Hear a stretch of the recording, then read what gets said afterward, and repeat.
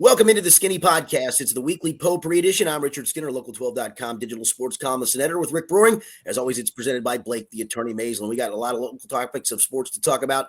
We got some gambling to talk about, and we got my favorite portion of the podcast where you can ask me a question on anything. Go to the Xverse and hit up the hashtag AskSkinnyAnything.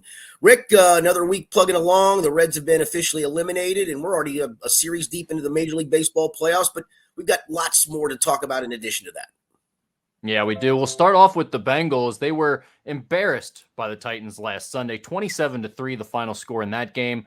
Joe Burrow was bad. The offense was bad. The defense was bad. Everybody wants to play the blame game this week. So let's start here, Skinny. How bad of a look was that game for the coaching staff? See, I don't think it's on the coaching staff. I don't. I think it's on Joe Burrow's calf, and I think it's on individual defensive players. I think that's part of the issue. DJ Reader talking to him after the game said some guys don't want to tackle. That's a bad thing to hear. We talked to Lou Anarumo Monday. That question was brought up to him. He said he didn't see that on film, but he did address 12 missed tackles, some missed run fits, and talking to Logan Wilson yesterday on Wednesday, he seemed to think it's all very fixable, and it probably is, but I thought it was a bad look for the players more than anything else. I know everybody wants to point the finger at schematics and coaching and all those things. We're going to get into the Joe Burrow issues here in just a second, but no, I thought that was a player's loss, to be quite frank. Yeah, so, just for a second, because I'm kind of in the same boat as you, quite honestly. I think it's a little bit crazy how quickly people are throwing out what this staff did the last two seasons with a franchise that had been dead for a couple of decades. It's pretty crazy to say this coaching staff took the Bengals to the Super Bowl and the AFC Championship in back-to-back years, but they're not good enough and they don't know what they're doing. So let me start with that. But I will say, there are a lot of people who are talking about the play calling and the coaching. So I guess, is it reasonable to potentially think that the success of the last 2 years was all Joe Burrow being amazing, and the second that he's not at that elite level, all the house of cards comes crumbling down?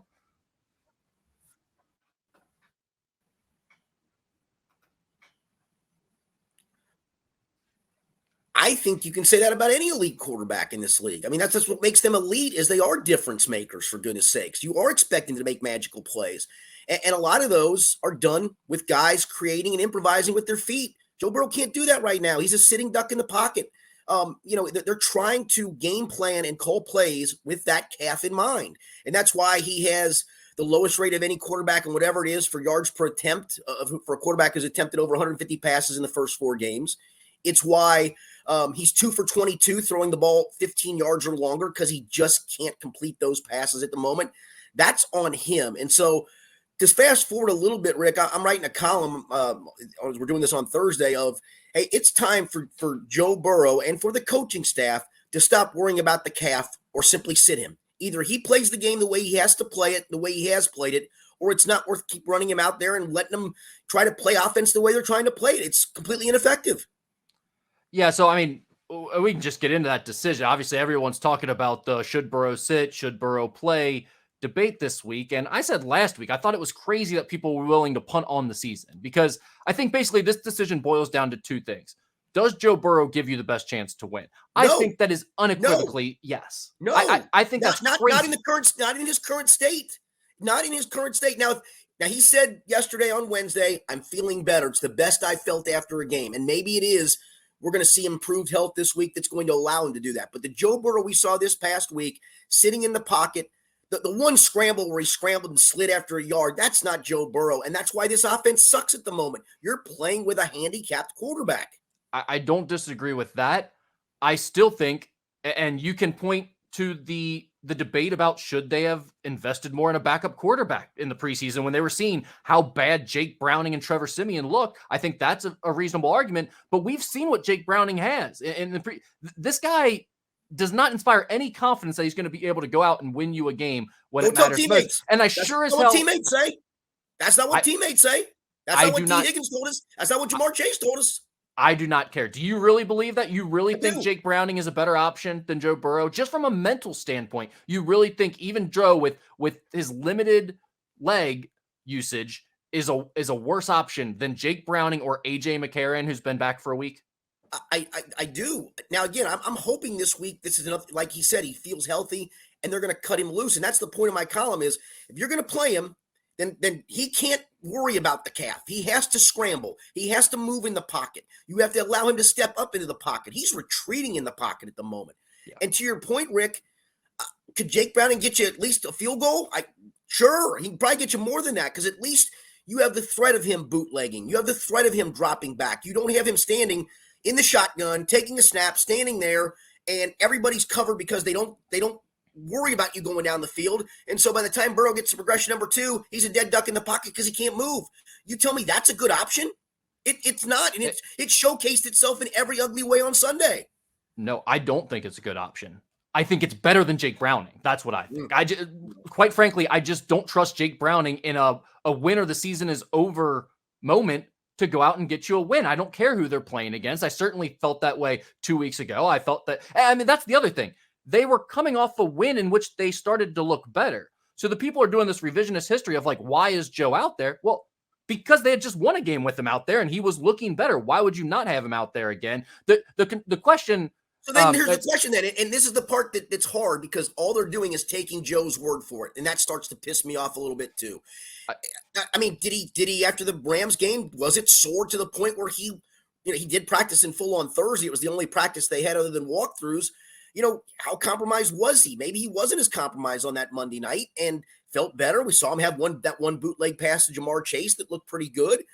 So maybe he did have a bit of a setback, and that's where there's no transparency with this at the moment. And I understand it. You're not going to keep saying my quarterback's hurt, right? But you could sure as hell tell after the first drive, Tennessee went, he ain't moving at all. Go get him. Well, and I think from the standpoint of there needs to be the adult in the room or someone to stand up to Joe. What the hell were they doing playing him with 10 minutes or 5 minutes left to go in that game like they want to play? I mean, but that is where it gets crazy. And it's Agreed. like, okay, that's on the coaching staff. There's no reason, regardless of our debate right here, of whether you think he gives them the best chance to win or not, you weren't winning that game with 10 minutes to go. And certainly not after, 4 minutes into that drive when you still weren't past midfield and he was still out there. That is when I don't understand why they didn't take him off the field. But and Rick, if you go back and look, I mean, he got ear hold on a late sack. And the thing that was really telling to me and wondering where he is physically, he couldn't outrun Ted Karras.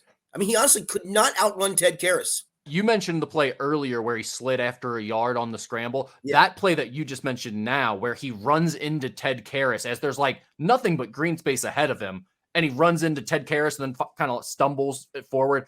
That was very telling about where he's at physically right now. So, I mean, we were talking about, does Joe give you the best chance to win or not? I think that's a big part of the equation. And to me, the answer to that is definitely yes. And even if you disagree, I think the coaching staff clearly thinks he gives them the best chance to win because they keep running him out there. If you cut him loose, if you just stop pussyfooting around this thing and say, listen, I know we're trying not to re-aggravate it, re-injure it.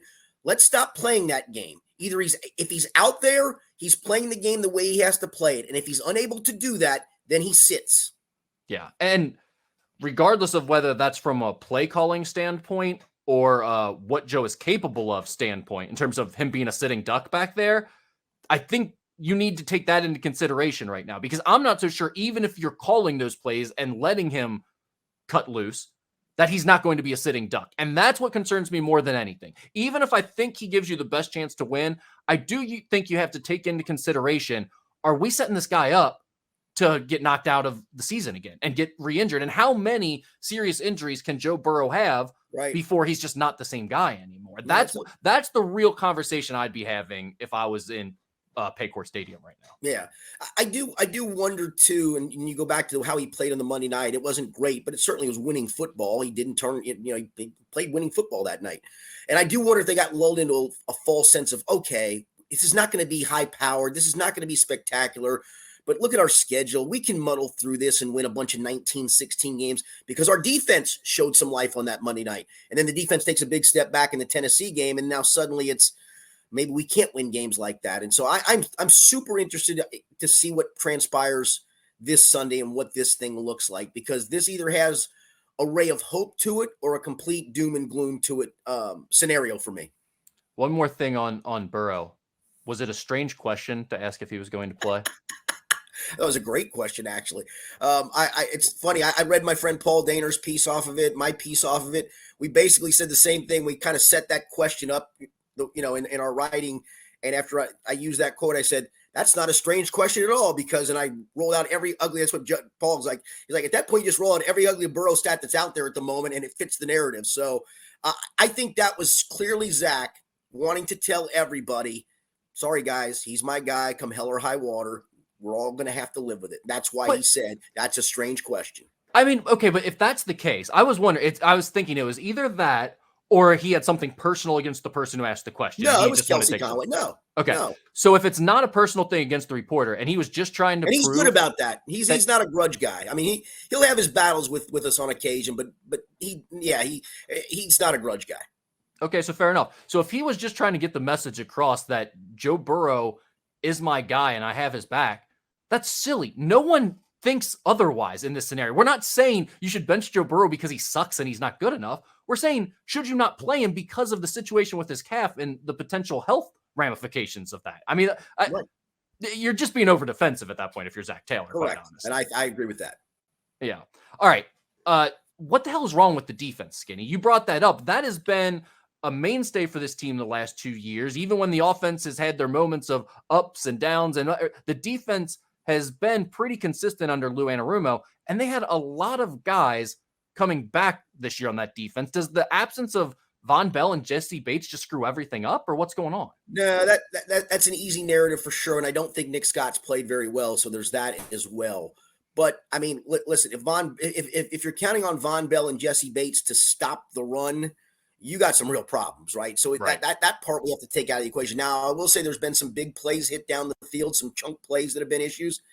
I'll be honest with you, the guy who's the most disappointing to me on defense, I'll let you go first, but I've got a guy to me who's been the clearly most disappointing player on defense so far. To me, it's Jermaine Pratt. Dead on. Where is he? And I think, well, that's what you wonder. He got paid, and it was in him going, I got paid, I'm good.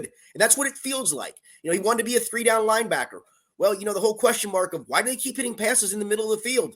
Well, that's where the linebacker's supposed to drop. And some of that's on Logan Wilson too, but we also saw Logan Wilson drop in the Rams game and come away with a couple interceptions. Yeah. Jermaine Pratt had a bunch of missed tackles on Sunday. In fact, the one against Derrick Henry on the touchdown run, it looked like me trying to tackle Derrick Henry, for goodness sakes. Talking about run fits.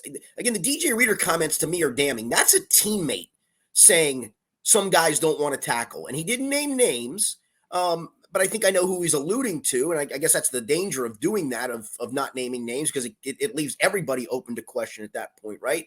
And I get Lou not rolling a guy under the bus, but of course he did address, hey, we had 12 missed tackles. We've never had that many, and that can't continue.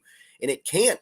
And honestly, this is kind of a 4-game thing. I know we want to point to the 3 games where teams rushed for 170-plus yards. I mean, even the Rams rushed for 5 yards per. I mean, they even had some quality, or they just didn't run it very much. So it has to change right now. And that's where I asked Logan Wilson, is this fixable? And he said, it's 1,000% fixable. It's on us. And he said, we need to take a long look in the mirror, who we are, who we've been, and get back to doing that. And so, again, we talk about the interesting part of watching what Joe Burrow looks like on Sunday. I think what this run defense looks like against a team that's averaging over 5 yards per rush is interesting, because if it happens again, then I don't know if it is fixable at this point.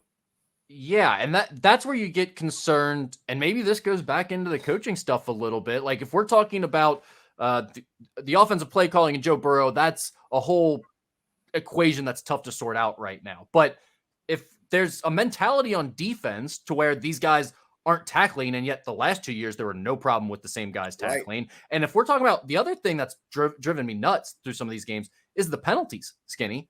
What's going on with some of these that has been a thing that Zach Taylor's teams have. It was the best part of going from Marvin to Zach Taylor is they eliminated all the dumb stuff, all the pre-snap penalties, all the stuff that made them look poorly coached. That's crept back in all of a sudden. It feels very Marvin-esque. It is funny, Rick. And so I wrote, I do a thing on Tuesday with like 3 different takeaways from talking to guys on a Monday. And one of them was about costly penalties. And I was exactly going to write about all the penalties they've had. You know, they're the sixth least penalized team in the NFL. I honestly didn't realize that. It didn't feel like it, but the penalties they've had have been costly. That's the difference there. The 3rd and 1 that turns into 3rd and 11 because of back-to-back false starts. The Dax Hill penalty where he rips a guy's helmet off and gets an unnecessary roughness, and they should have been off the field. Instead, they use 10 minutes off the clock, and they basically say, you're done.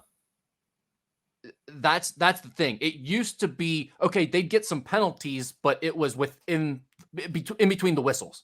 It was something where, okay, it's pass interference or whatever, like that happens as you're playing. Now, all of a sudden, they're getting these pre and post snap silly penalties that are really killing them. And that is something that they just haven't had the last few years.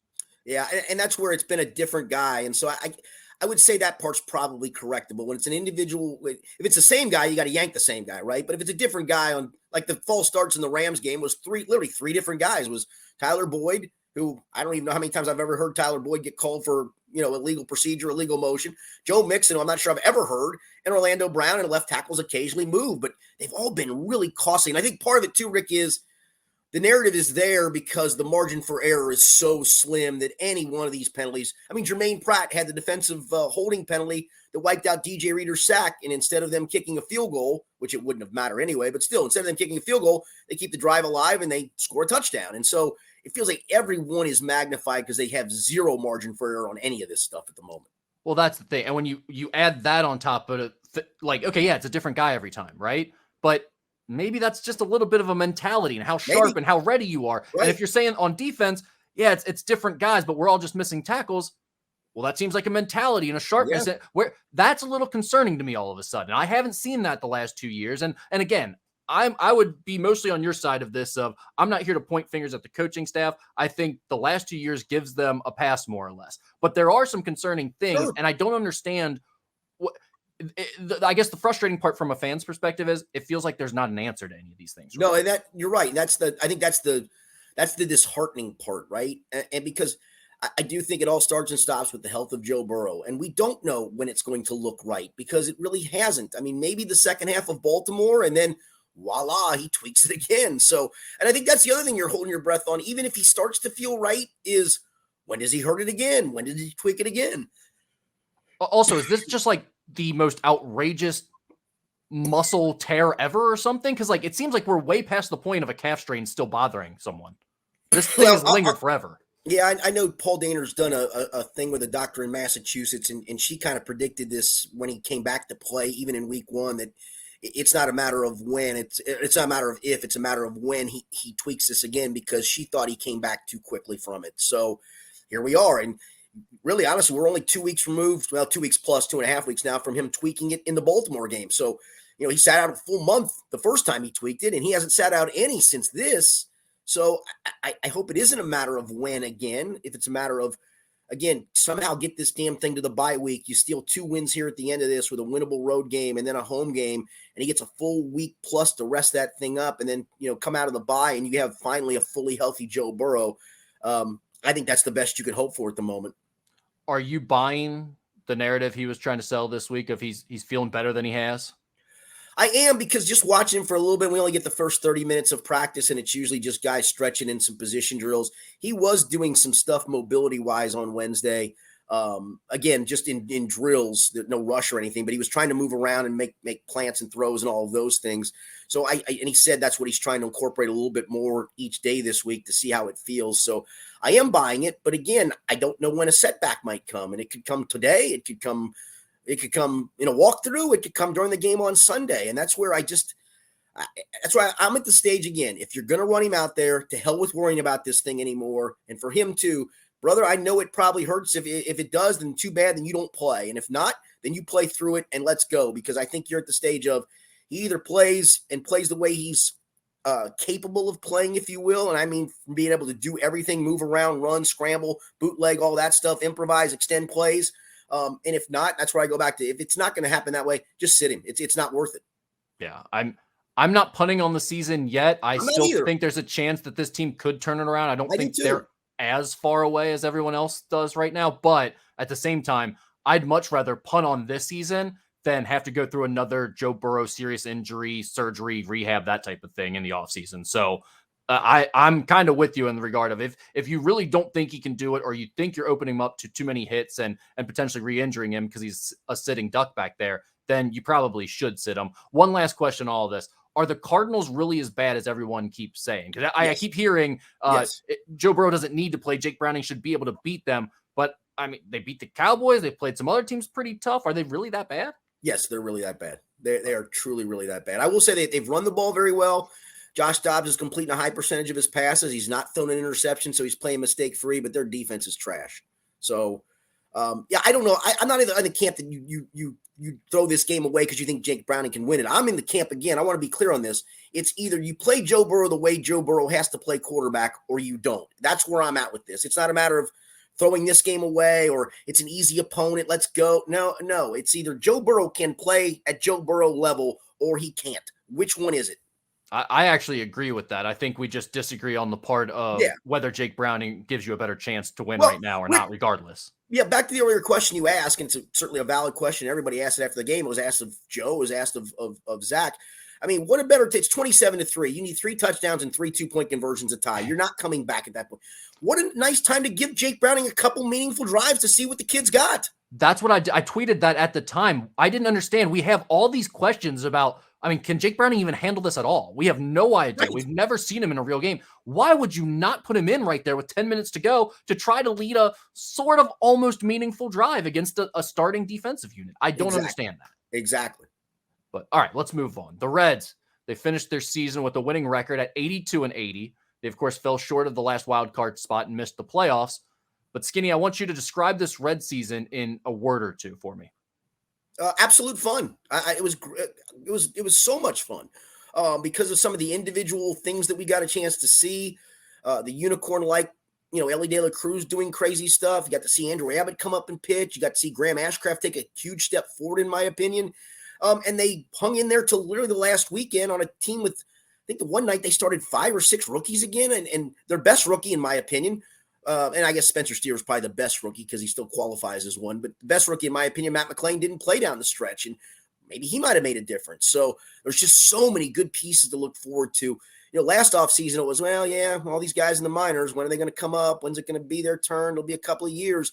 And voila, all of them blossomed before our eyes. And there's still some hiccups along the way with some of those guys, but I saw way more good out of those young guys than I saw bad. I know there was a regression of Ellie, but then he blasts 2 home runs on that Friday night, and you're like, all right, that's kind of a little way to pop yourself into the offseason, perhaps. So I just thought it was a lot of fun.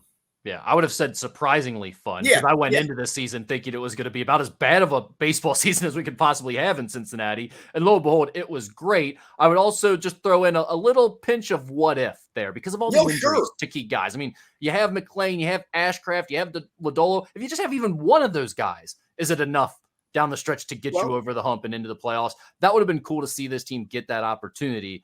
But now the real question is, what are fair expectations for this team going into next year?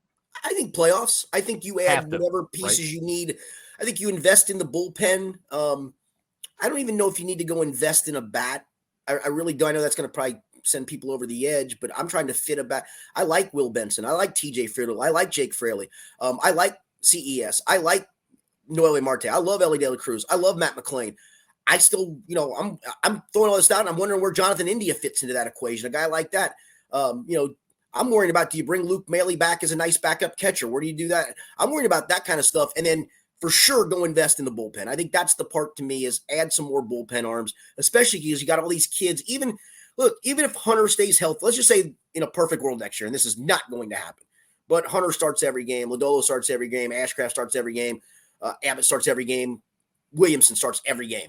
These kids are still only going to be 180 to 185 inning guys at most. They're going to be 5 or 6 inning guys at most. So you're going to have guys who are going to get you, 9, 10, 11, 12 outs on some nights you're winning games. And some of these guys did okay and probably did above their baseball card, but I want a few more legitimate arms in that bullpen. And I think unfortunately for Alexis Diaz, he was awful down the stretch. And I think a lot of it was he just wore out. Yeah, I mean, they used him all season long. They were relying on that guy. He let him in wins. Yeah. He let him in wins with 9. Yeah.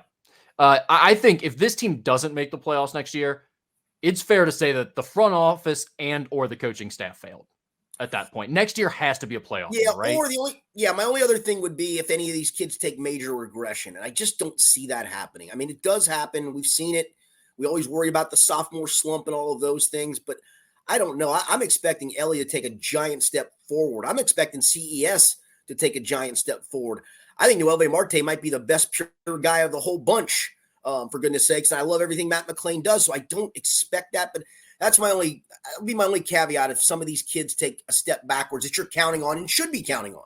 But you probably need multiple of them to take Yeah. steps backwards, quite honestly. I mean, because what they did this year was almost right there on the cusp, and that's with all the injuries. Right. It's like if these guys are basically the same as they were this year, I think you're a playoff team next year because you got to be looking to add, like you talked about, help some bullpen, potentially maybe even look at another starter. I don't know if you need a bat or not, but I'm sure it's something they'll be considering and looking at the different options that are out there. So with a little bit more help, if these guys play to the same expectation they had this year, you should be a playoff team next year. And I'm with you. I think at least one or more of them should make a huge jump. I think McClain is solidified. I have no questions about him. I think Marte is too. I love Marte. I haven't seen enough from him yet, but he has me excited for certain. CES certainly has me excited, but it feels like there's a bit more ceiling floor area there, right? A little bit more room in between those two. He could still take a bigger dip. And obviously Ellie, we know it's pretty feast or famine right now. He can be unbelievable at times, and we also saw where he's going to struggle and where he has to improve. So there are question marks for certain with those young guys, but I also think a couple of them are already pretty much at that level, and it'd be pretty surprising if they really had much of a regression. You'd expect them to only get better. Yeah, agreed. I that's where, again, it would have to be major regression. That's what it would have to be. Yeah. All right, Skinny, anything else on the Reds or Major League Post? Are you going to be watching the playoffs? For me, this is the first Red season in a while that I've watched the entire regular season of. I was kind of tired by the end of it. I'm like, I'm done with baseball. I think I'm good. I'm glad they didn't. I mean, I wanted them to make it, but since they're not, I'm glad I don't have to watch anything else. I don't think I'll see a game of the playoffs. I watched these series, and maybe it's because I was working from home one of those days. Tuesday, I was home most of the day, and so I watched a chunk of that. But yeah, the sweeps were kind of interesting to me. I'm looking forward to seeing the Dodgers play and the Braves play and see where this all sorts itself out when push comes to shove. And the Orioles are fun to watch too. So I will say this: my one thing for Reds fans would be this. I do think the division next year is going to be much, much tougher. Milwaukee, I don't think is going anywhere. The Pirates are going to be significantly better, in my opinion. I mean, honestly, the worst team in the division is going to be the Cardinals, at least on paper. And they'll figure out a way to try to make things right, or at least make things more competitive. So yeah, I honestly don't. That's my little fear of the division's going to be a little bit tougher. Now, the flip side of that is you don't play as many division opponents like you used to, right? Because they've tried to balance out the schedule. So maybe that's a good thing, and you go beat up on other divisions. Yeah. I agree with you there. I do think the division is going to be better. That concerns me a little bit, but that's why I say I'm not going any farther than that. But this team should be a playoff team next year. I think that's a fair expectation. I think it's a completely fair expectation. All right. College football roundup. We'll start with your Kentucky Wildcats. They hammered, that's, by the way, number 20th in the country, Kentucky Wildcats. Hammered Florida 33-14. They've got number 1 Georgia coming up next. But first, let's talk about the good. I mean, Skinny, Ray Davis put on an absolute show in this game. 280 yards, 3 touchdowns. He caught a 4th, 3rd most rushing yards ever by a Kentucky player, and he had over 200 in the first half. Yeah, so a buddy of mine and I went to Nashville as a fan, but on the way down, we played golf at a course down in Kentucky, Park Mammoth, and our tee time was kind of right in the middle of the game, but I had the CBS Sports app up. I had other people texting me, and I look down, I see 7-0. I'm like, okay, fine, start. And then I see 3-0. I see 10-0. Then I saw 16-0 and saw Ray Davis with a 75-yard TD run. And I'm with you. I'm like, about halftime came along and it was 23-7. I'm like, what has he got in his first? He's got to have over 100 yards. And I looked and went, holy cow, he's got 206. My goodness gracious. And that was a Florida defense that came in one of the tops in the country stopping the run. Now, keep in mind, they had also played Charlotte, a Tennessee team that really relies more on the pass than the run. Another bye game early on, and then Utah, which because they don't have their quarterback Cam Rising, is kind of offensively challenged. So I think there's a little caveat to that, but that was a heck of a performance for sure. And I think we've talked about this with Ray Davis. You go back to those first few games where I said, boy, I wish they'd have leaned on the run more. But I also said, maybe they're trying to take some carries off of him, and when they need him is when they're going to turn and give him the ball. And they sure did that in that game. Well, you also brought up the fact that maybe they were being a little bit vanilla and not showing all of their run packages through those first few games. Liam Cohen said as much after this game, Right. basically. He said, we've been holding some of that stuff back for the real meat of our SEC schedule, and holy smokes, did it work. I mean, that Ray Davis is in the Heisman conversation right now, Yeah. legitimately after that performance. I mean, he's not going to win it because running backs don't win the Heisman, but he's in the conversation right now for certain. I mean, he gets a chance to showcase himself against the number one team in the country. Now, he could also get it stuck right up his rear end and go 15 for 43 because that's what Georgia does. Although Georgia's run defense hasn't been its usual dominant self this season. And it's weird. I think the thing that would give you hope, again, it's a big ask to go there and win, obviously. And if they did, it would be a monumental upset. They're a 2-touchdown underdog, and rightfully so, for goodness sakes. But, Ray Davis runs wild, and Devin Leary doesn't have a very good game. I mean, they haven't put all of this together, it feels like, yet. And it feels like they have the potential to do that. Well, and they dominated Florida. Wow, Yeah, not right. necessarily playing like unbelievably well or anything. Right. It just felt like Florida had no chance in that game. So a couple of takeaways for me was one, like Ray Davis is insanely good, obviously, but two, this Kentucky team is better than we've been giving them credit for the last few weeks. We've been talking about some of the sloppiness, some of the miscommunications between Leary and his receivers. And I'm like, this team should look better, even though they're winning these games by 25, 30 points, whatever it is. Well, we finally saw, I mean, like, okay, well, you're doing that to Florida. You're winning by multiple touchdowns against Florida. That's a different story. And regardless of whether there are still some sloppy moments and it still looks like you could get better, you're not winning real games and you're winning them convincingly. I think the upside for this Kentucky team is more than I thought a few weeks ago and more before this game even. Now, the question is for this Georgia matchup, obviously it's at Georgia. It's a 7 p.m. game. It's at night. That's impossible just right there. They don't lose at home very often at night. But also Barry and Brown and Tavion Robinson, two of the star receivers for this Kentucky team, were both injured in that Georgia game. It sounds like they're probably not going to have both. They may have one or the other, Right. and he might be hobbled if he does play. So that is going to be a major albatross, I think. Yeah, I will say the defense has played very well, and you're gonna have to hang your hat on that, and probably hang your hat on the running game, and whatever you can get out of the passing game, you get. Maybe you go more multiple tight end sets. They got 5,000 tight ends that they like, so maybe you do that for goodness sakes and play old fashioned. I hate it because I feels like every time they've played Georgia, when you've had a chance, they've gotten ultra conservative and played kind of not to lose and to keep it close. But maybe this is a time that you are capable of keeping it close and making it a one possession game in the fourth quarter and taking your chances that way. Would this be the biggest win ever for Kentucky football? In my lifetime, yeah. I know the 2007 LSU game is now like the game, right? Yeah, where they stoned the guy in overtime to end it on 4th and 1, and LSU was, I believe, they were number 1 in the country. Number one, number one. Yeah. But yes, clearly, because I think the thing for that Kentucky team, they had already lost a game or two, and so it wasn't like they kept alive national title aspirations. I mean, literally, you beat Georgia, you jump into the national title conversation. Now there's a lot left to go ahead. I mean, you still got Alabama to play, you still got Tennessee to play. You still got, rivalry with Louisville to play. You still got to go to South Carolina and play. You still got Missouri to play. I mean, there's nothing easy down the stretch, but you win this game, you vault into the conversation, right or wrong. I would love to see them do it. It would make the rest of the season so much fun for Kentucky football and make it fun to talk about on this podcast. I'd love to see them do it. I don't like their chances to do it, but it would be fun.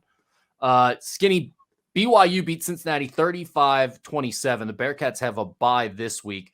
UC outgained the Cougars 498 yards to 295 yards. They had 242 yards on the ground compared to just 70 for BYU, and yet they lose this game by 8 points. What was kind of your takeaway after watching that one? That this team should be 4-1 instead of 2-3. I mean, it really should be. It dominated Miami, it dominated BYU, and it found ways to lose. And I'm sorry, I know I get in this conversation with my friend Dan Horde about Emory Jones all the time. There's either a key third down incompletion, or like this case, he throws a pick six. He does some really special things, and he does some things that cost you games, to be quite frank. And I guess there's not another a better option on the roster, but he has to be better. Yeah, I mean, UC had 2 turnovers that basically cost them this game. One was the pick six on the first drive that you were talking about. And they also had some dumb penalties, too, that didn't help them, just like we were talking about with the Bengals. I would just be so frustrated as a UC fan right now because it felt like watching that game, UC was clearly the more talented team. And yet you're looking at a multiple score deficit in the second half. And also you give up that touchdown right before the end of the half. Their offense hadn't moved the ball at all. They Hadn't had done like a thing. 30 total yards the entire half. And then you give up a touchdown in a minute at the end of the half. Like that, those are the types of things that would just drive me crazy as a fan right now. And watching that first half defensive performance after the way they played against Oklahoma, you're like, all right, this is the unit that we thought it was going to be when the year started. This is a really good group that's going to keep them in a bunch of games. And then they just got their eyes gouged out for the last 2 quarters plus. Yeah. I mean, Skinny, from the fans' perspective, the way they looked more talented and it feels like they could be winning these games, including the one against BYU last week, does that make you feel better or worse as a Bearcats fan right now? I think better, because when you look across the landscape of that league now, I think the Iowa State game is more than winnable. I think the Baylor game is more than winnable. The Houston game is certainly winnable. I'm drawing a blank on another one. West Virginia is not winnable, but they could go to West Virginia and win that game. I even think Kansas is winnable, and Oklahoma State's winnable. So I think that's the thing is, I think if they can somehow, they put the defense together against Oklahoma, not the offense. This game, they put the offense together, minus the mistakes, and the defense fell apart. It gives you the belief if you can put it together on both sides of the ball. I mean, honestly, Oklahoma is probably the one team in the league, and they don't play Texas, that was better than you on the schedule. So I do think it would give you a fighting chance in your remaining 7 games to go, they're all winnable games. You can win all of these. I don't know. They're not going to, mind you, but they can. Yeah, at least it feels like the upside is there for this group. Yeah. I would agree with you on that. All right, and let's move on to Ohio State. Number 4 team in the country is coming off a bye after their win 2 weeks ago at Notre Dame. They're at home taking on Maryland this week, and Skinny, Maryland has been smoking everyone. They got Indiana 44-17 last week. Of course, Ohio State beat Indiana 23-3 in the first week of the season. So if you're comparing scores there, Maryland was more impressive in that matchup. Do you think there's any chance this Maryland team is legit and going to give Ohio State a run here? I do. I think they're legit offensively. Listen, they're like an 18.5 point underdog. And when we get to the betting segment, it's going to be hard for me not to take Maryland in the points. I'm just trying to figure out what is this Ohio State team, right? It feels like they've played winning defense. Not even feel like they have played winning defense literally in every game to this point, winning defensive performances.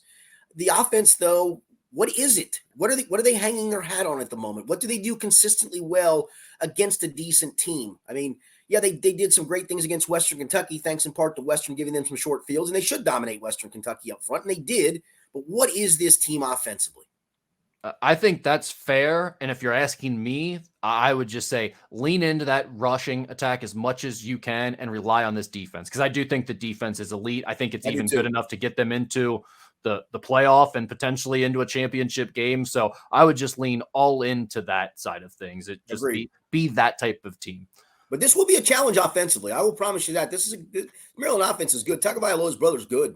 I think he is too, but I also would say this Maryland team feels very much like your classic who Big Ten team of the year, right? I mean, this happens every year where they go, oh no, this team's legit this year. They're going to compete, and then they lose by 7 touchdowns. Fair point. So I feel very much that way about this Maryland game here. All right, let's get into our betting segment. Last week, you were 3-3. I was 3-3. Of course, Ohio State didn't play, so we didn't have those games to settle it. You are now 20-13-1 overall. I am 16-17-1 overall. And Skinny, you are on fire with your favorite bets of the week. Your last 3 have hit.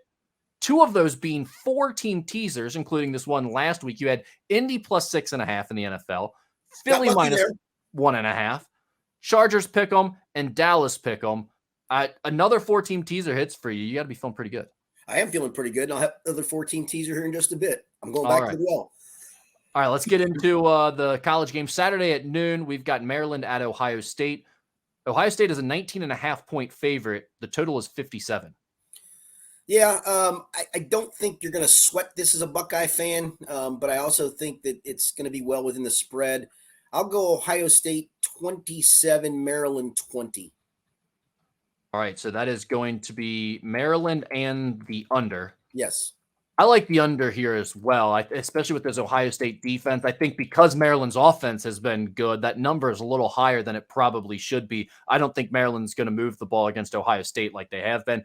I'm going Ohio State 35, Maryland 10. So on Ohio State in the under. And we move to Kentucky Saturday at 7 o'clock. We've got Kentucky at Georgia. Georgia's a 14.5-point favorite. The total is 48 in that one. As a gambling man, this would scare you because it feels like they're just trying to reel you in with the hook, right? Like, hey, Kentucky, and I'm going to get reeled in because I think it's going to be a close game. I'm with you. I'd love to pick Kentucky with both my head and my heart, but nighttime in Georgia, they're still. I know they've shown some flaws this year, but they still have some dudes for sure, and they're still the number one team in the country till somebody proves otherwise. I think Kentucky makes them squirm. I really do, because I think this defense will hold Georgia enough in check. I do think they'll get enough offense. It won't be an explosion, but this Georgia defense has shown some vulnerability.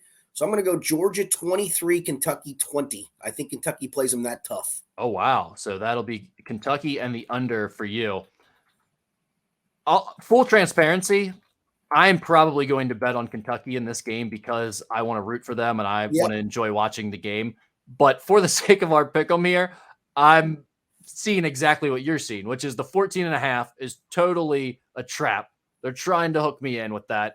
I'm not buying it. I'm going to go on the other side. I'm going to say Georgia wins by 15. 28-13 is my final there, so I'm going Georgia in the under. By the way, Georgia has not covered a spread yet this year. I know. That's crazy. UK is 4-1 against the spread. And technically against, because a lot of places don't put the FCS game on the line. So against FBS teams, they're actually 4-0. The one game they didn't cover was Eastern. Yeah, good point. Good point. All right, Sunday at 4:05 in the NFL, we've got the Bengals at the Cardinals. The Bengals are a 3-point favorite here as we record this on Thursday. The total is 44.5. I'm taking that this is going to finally be the Joe Burrow looks right game, at least looks better game. Another week of improved health, a full week of practice, unless he has a setback. We're doing this before the Thursday practice, but he practiced in full on Wednesday, talked to us after the practice, said he felt as good as he's felt after that and is optimistic about where things are heading.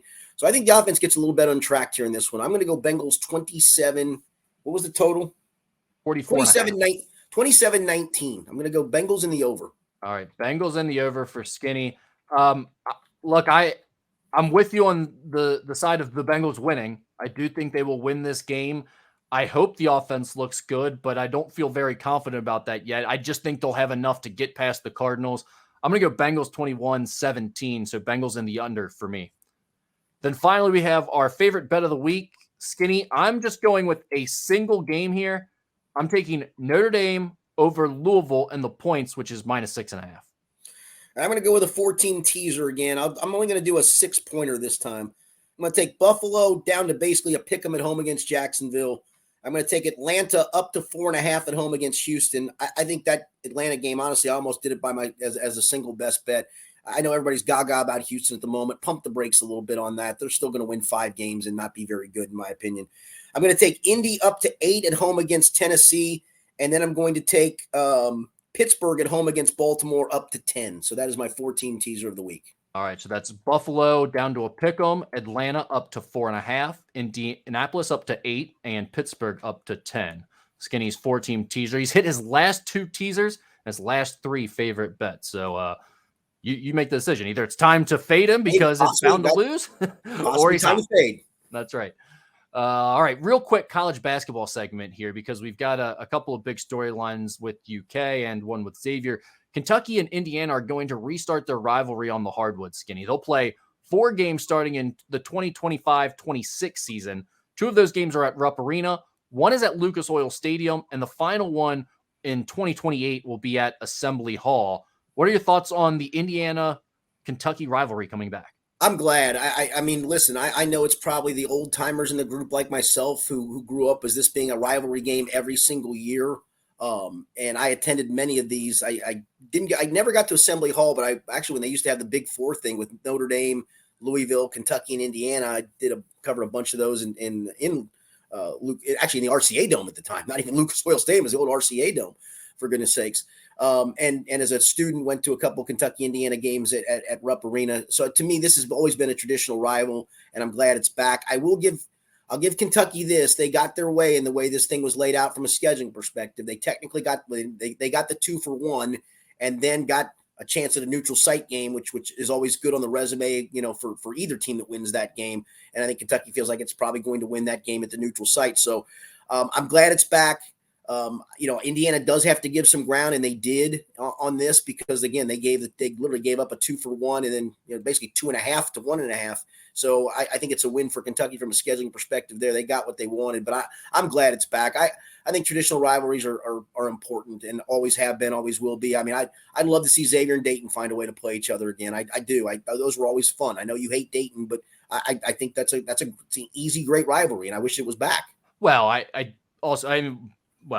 before I say that, I should say this agreement kind of shows you where Indiana is at as a program now. Yeah. I mean, the idea that they would agree to what is essentially a 2-for-1 for Kentucky is insane. I mean, Bobby Knight, I would love to get his thoughts on this because there's no way in hell he would have ever agreed to do something like that. No question. Now, comparing it to Xavier Dayton, I think is not fair because, I mean, Xavier has progressed levels past Dayton to where it's like, I mean, I guess you could say Kentucky is superseded Indiana as a program as well, but they are both at the highest level of the sport. Dayton is still like a mid-major team in a mid-major conference. So I mean, I'm just talking about from a rival. I think geographic rivals are great. I wish there was more of them. Yeah, I don't disagree with that at all. And the whole thing with this is I just couldn't stop smiling when I saw it. Like Cal got exactly what he wanted because he got a 2-for-1. He made Indiana look like the smaller program, and he knows there is zero chance he'll be coaching Kentucky in 2028 when they go to Assembly Hall. Exactly, right. No, good so point. He'll never play there. Also, Zvonimir Ivicic, the Big Z. We talked about him maybe a month or so ago. 7'2" overseas player from Croatia that Kentucky had got a commitment from, but then they couldn't get him admitted into school. He had to pass a Duolingo test, and I believe he's passed that, and he is now admitted into school. That's what everyone has reported. It also sounds like the expectation is he'll be cleared to play by the NCAA and will be available for the Cats this year. How big of a deal do you think this is, Skinny? Yeah, I think they need at least him or Bradshaw to be able to play, and we still don't know the Bradshaw injury status, right? So I think as long as you had one of these, now you got a chance to have both and Trey Mitchell. Holy cow. I mean, that becomes then potentially a top 5 team in the country. Maybe not even potentially. It does become a top 5 team in the country on paper.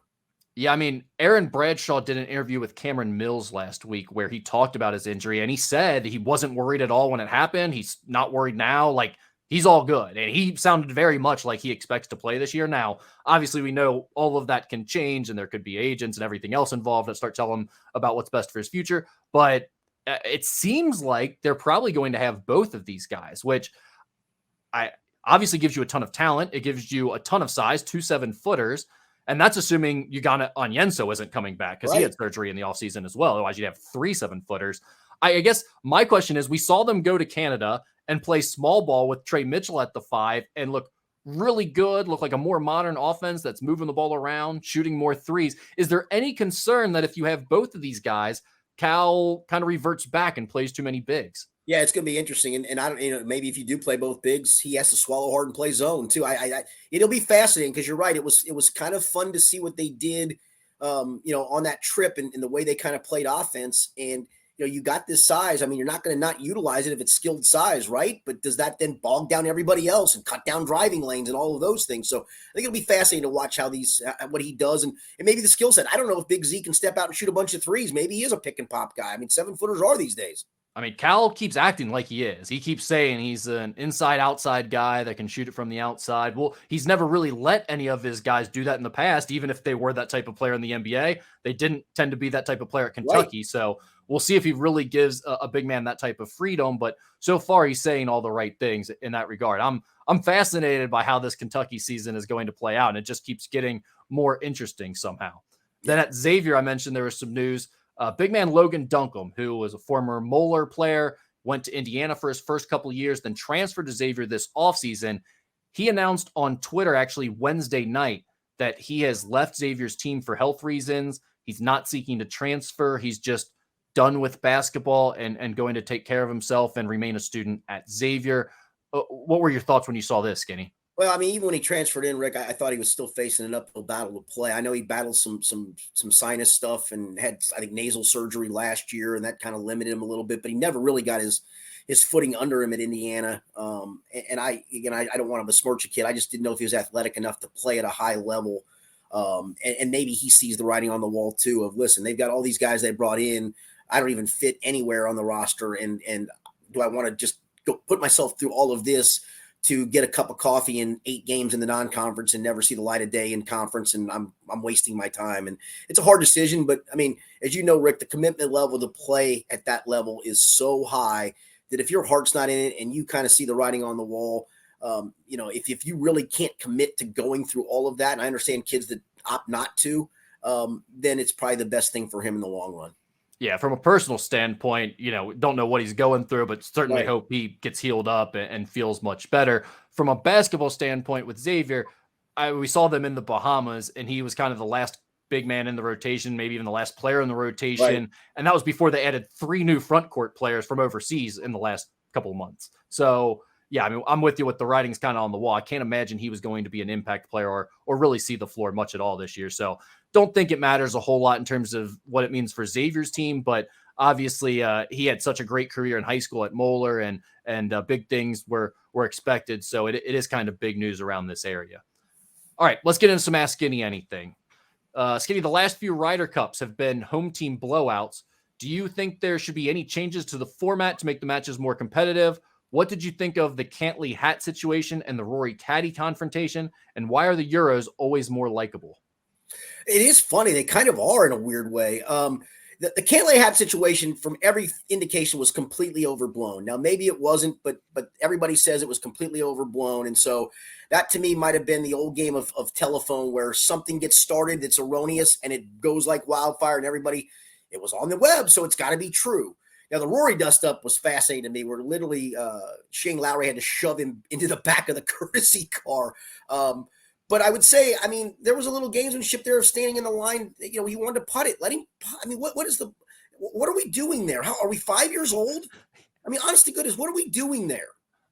Golfers and then to me, and then back to the whole format. No, the format shouldn't change. That's what makes it such a special format. How about 2 of the best players in the world teamed up, and Scotty Scheffler and Brooks Koepka don't get their doors blown off 9 and 7? That would be like me and my buddy who's a 7 handicap going out and playing the club pro and the assistant pro, and yep, they beat us 9 and 7. You got 2 of the best in the world losing 9 and 7, man. I love it. All right, Skinny, is it harder to do a college or pro football teaser right now, given the past 2 weeks? Yeah, I think college teasers are always hard because the spreads just can get haywire on you. The pro spreads, honestly, that's why I'm a big believer in like that home team that's getting a couple of points, and you take them above a touchdown. That's usually gold. Not always. I mean, like Pittsburgh got blown out by Frisco at home in the opener, but that's usually gold in my opinion. So I think colleges are hard. I know you like taking some of those big numbers down, Rick. The 20 some odd point spreads down into the teens. And that's probably the safe way to do it. I don't have the guts to do that, so I don't do that. I don't even mess with it. So yeah, to me, I don't even really mess with teasers in college just because it's just really, really difficult. I may do it on occasion if I got a rooting interest in a game and want to put it with another game, but yeah, it's hard. Yeah, a lot of times what I actually like doing in college is the reverse teaser, where I'll I know you do. I'll take a team that's a 17-point favorite and then move them up to 23 or something like that. Yeah, I think that actually, and the payoff for that's pretty good, and it doesn't require an 8-teamer to do that. A couple 3 teams get you a pretty good payout. Yeah, exactly. I always think the NFL is just harder to bet in general, but if you're doing a normal teaser, I would lean NFL probably over college, just because that's such a big advantage to have a touchdown difference in the scores in NFL. Would Skinny here, we've got actually a little video. This was from the Korean Basketball League. Oh my. I don't know if you saw this. I did not. All these players on the Korean team were shooting over 80% or 85% or something like that. They're all banking them every shot. You see this? Interesting. The whole team just banks their shot. They figured something out that, I guess, I don't think this is true. There's actually like scientists who have done experiments on this that says it's not optimal to try to bank your free throws. But this whole team decided they're going to do it as a program, and it's working, I guess. So would Skinny ever be willing to teach his kids to bank free throws? I think I would. I honestly think if a kid's having so much trouble, getting it over the front of the rim, just can't get. I would say I would try this. This isn't although I don't like these guys. They all shoot it over top of their head. I don't know how you shoot that all arms. Do they even raise up? Not much. I mean, they're shooting that all with upper body, aren't they? Yeah, I mean, they're just hitting right in the middle of that square, and it's a pretty dead shot. I mean, it's funny. So we do a few drills, and we're going through some basketball stuff at the moment, some shooting drills where you catch a ball on the wing, you rip, take a dribble, and shoot. And these like little 10-footers. And we don't have a lot of makers. And I'm like, there's a little square up there. And we have one of our assistants who played in college. I'm like, Coach, I don't even know what you did back in the day. I'm assuming you used the window. And he shows off and makes like 5 in a row off the glass. I said, listen, I know he's a high-level player, but he uses that window. It's there for a reason. It's a harder shot to shoot something straight in from 10 feet than at that angle to use the backboard. So use the backboard. It's there for a reason. And obviously these guys have figured it out. Good for them. Skinny, here are the rules. You can pick one local media member to attempt to hit a home run at Great American Ballpark. Ooh. If they do, you win $1 million. Who are you choosing? I haven't played ball with many of these guys. I'm just going just because he was a college athlete. I'm going to go my man Caleb No from Channel 9. He was a college kicker. Are you serious? I am. Okay. He was a college kicker. I saw him demonstrate that on the news once after McPherson missed a kick. And if he sees this or hears this, he may come to me and go, dude, I can't play baseball a lick. Maybe he can. I don't know. All right. See, the problem, I would pick myself as a hitter. I just, even when I played, you can't get out. I didn't have much power. Yeah, I just don't know. I mean, Caleb's not the tallest guy, right? I feel like you got to have a little more length to get this thing out. He's built pretty good, though. All right. Who would you pick? I feel like I'm someone over 6 feet, I feel like. That's my thing. I feel like your average human, chances are that guys over 6 feet have a better chance of hitting a real home run than people under 6 feet. Maybe I'll go Rankle. Rankle's kind of jacked. Rankle is a bigger guy. Yeah. He's got a big upper body, but we've lost a lot of the good athletes out of the local media. I think we have too, actually. Yeah, because we had a couple there for a few years where they had either played sports or at least even a guy like Johansson back in the day before he was he's a little up there in age, a bigger, stronger, more athletic looking guy. We just don't have a lot in the local sports market. How about I'll go Adam Clements? How about that? And not. Yeah, well, yeah, he's a media member. They didn't say sports media member. No, he did not say sports. Good point. So, maybe we're forgetting a non-sports guy that would be good. Clements is a good option. He's pretty jacked. Yeah, he likes to wear the cutoff sleeve T-shirts too. Yes, indeed. All right. Best worst stadium/arena bathroom situations in Cincinnati all time. In Cincinnati. Man, oh man. This is coming from a Xavier guy, so I'm sure this is aimed at the Cintas Center bathrooms. I don't mind the Cintas. I don't think they're a disaster at all. Well, I just hear it takes too long to get people in and out of them.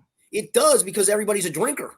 I mean, that's literally what it is. Everybody's a drinker. The line moves fine. I go to 3 or 4 Xavier games as a fan with a buddy of mine who's got tickets. So I've experienced that. That honestly doesn't – I've never gone, this situation sucks. Trying to think what would have the worst. UC football used to be a disaster with their concessions, but they've changed that, right? But they widened the concourses, and it's significantly better now. I haven't been there in a while as a fan, so it's hard for me to think about. I think the last time I was there as a fan was watching a Cyclones hockey game. Heritage has got to have a crappy bathroom situation at this stage of the game, doesn't it? Or whatever the hell it's called. I feel like they just have a lot, though. And here's the thing about Heritage. I don't think I've ever situation's pretty good. Oh, it's great. But both of those situations, here's the thing about Heritage. I don't think I've ever been there when it's like packed, really. Maybe a crosstown shootout, but yeah, but I'm gonna guess it's old and stank and ugh. Oh yeah, it's gross, I'm sure. Yeah. Yeah, definitely. NKU's bathrooms are great because there's never a line and they're still clean. It's fairly new. Yes. So. Yeah. I don't know. That's a tough question. I didn't have as good of an answer as I would have thought for that.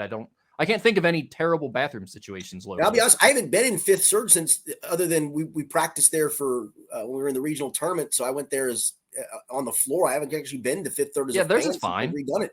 I'm sure it is. Yeah. Yeah, it was fine. I guess this one's aimed for me a little bit more. Grossness power rankings for babies: spit up, pee, and poopy diaper.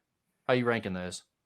Well, I had my goddaughter spit up in my mouth once, so that was bad. I'm still going to spit up because a lot of times it's reflex. It's not due to illness. It's just a reflex for them, and it just kind of comes out of nowhere. You know what you're getting with the poopy diaper. You just know going in, and the pee is what it is. Yeah, I'm going to spit up because sometimes you just don't know, and it's just you start to gag when you see it.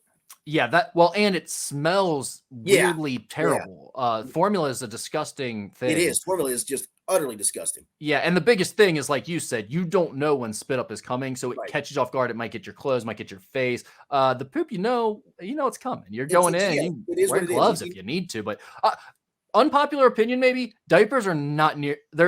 I expect them to be way worse. They're not that. No, bad. they're not. Yeah, Yeah, it's not a big deal. I was actually terrified initially at changing diapers. Terrified. Yeah, And then once you do it a couple, you're like, this ain't so bad. Yeah, I'm like, I just honestly, if he's not crying, I'd change diapers all day. I don't care. And I will say the empathy of it of like, they just done something, like I wouldn't want to be sitting in that stuff either. Oh You yeah, know, I'm gonna do you a quick solid and get you out of that thing. exactly. I totally agree with that. What type of youngster was Skinny? Did he get in trouble a lot, or was he a good kid? I was honestly a good kid. I was almost kind of a nerdy good kid, to be quite frank. I will say that I got arrested one time in my youth. My senior year of high school. I didn't do it, but I was in a car. It was my car. We smashed a couple of mailboxes in Villa Hills and got caught. I mean, not even that makes you a bad person or anything, No. but that's just a hilarious way to say all of that. I was actually a good kid. I was. only got arrested once in my. So here's another one though. So probably once a summer, because I had this really nice, where I live, I had a nice, pretty good size basketball. We had a basketball thing set up, and actually the way my driveway was built, it was a perfect. You could play 5-on-5, almost a full half court is what it would amount to. You could get a good 5-on-5 game in our neighborhood, and we had kids from other neighborhoods who would come in. So about once a summer, we would all play basketball until the wee hours, and then we'd all sleep in my backyard. Just kind of what you did, whatever. So one night, we actually were drinking, but we were drinking down the street at somebody else's house, and lo and behold, we didn't do this, but somebody else did. We didn't even hear it. Somebody shot a BB through the front window of the house that we were in. The people weren't home, but somebody heard it.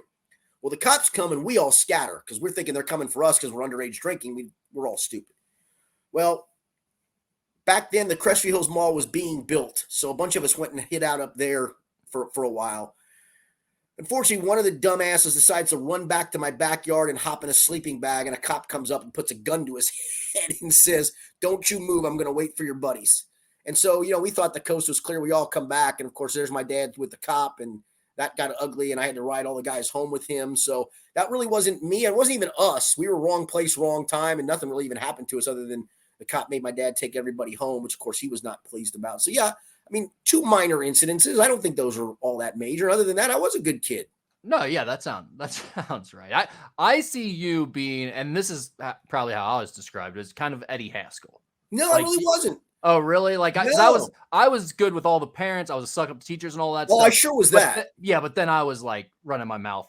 As soon as we went out to recess or whatever, I was talking all types of smack. So yeah, that wasn't me. It really wasn't. You didn't run your mouth a lot as a kid when you were like playing with your buddies and stuff? I thought you would have been a crap talker for sure. Nope. All right. The last one here is, and we never do politics on this show, and we're not doing politics now, but does Skinny have an opinion on the short pants movement making it to Congress? If it's about short pants, we do have to do it. Representative, do you support Trump's call to shut down the government? He has not called me, and I do not support you wearing black socks with short pants. What do you think about the short pants and black socks look? Can't do it. I mean, I don't even like footies that go above like the shoe line. I mean, I like the footies that just are at the shoe line, right? No show. So I can't do those. And that is extraordinarily nerdy in my opinion. You do not support him wearing those black socks and the short pants. That was a great answer, by the way. Yeah, that really was pretty good for a Congress member. Very well done. Yes. All right, that's all we got, Skinny. All right, great stuff as always. Appreciate the questions. Keep them coming. We'll be back next week. Will Kentucky be 6-0? Will the Bengals win a second game? Will Joe Burrow stay upright? I feel like a soap opera here at the end. We got a lot next week's plate, and we haven't even got there yet. We'll be back 1 week from today with those answers, hopefully, and with more opinions. Thanks for watching. It's been the Skinny Podcast and listening. Skinny Podcast with Rick Broering. I'm Richard Skinner. It's presented as always by Blake, the Attorney Maislin. Sure, you could stop watching now, but let's be honest, you want to see more. So click some of those links, or better yet, go ahead and tap subscribe. That way you'll catch more content from Local 12.